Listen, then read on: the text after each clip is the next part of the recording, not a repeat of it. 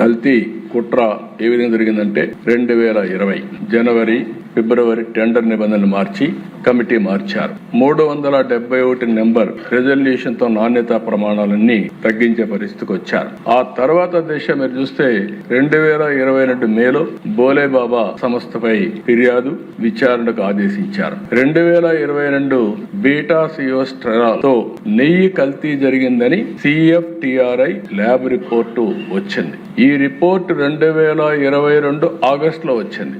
అది కూడా వచ్చిన తర్వాత ఆ బ్రీఫింగ్ టీటీడీ బోర్డు చైర్మన్ కి చేస్తే దాన్ని ఆయన తొక్కిపెట్టే పరిస్థితికి వచ్చారు. 2024 కల్తీ నెయ్యి వ్యవహారంలో కీలక పరిణామం NDDB ఇచ్చిన తర్వాత ఇవన్నీ కూడా అందులో కూడా మీరు చూస్తే అధ్యక్ష NDDB రిపోర్ట్ లో చాలా స్పష్టంగా రిపోర్ట్ నేను చూపిస్తాను.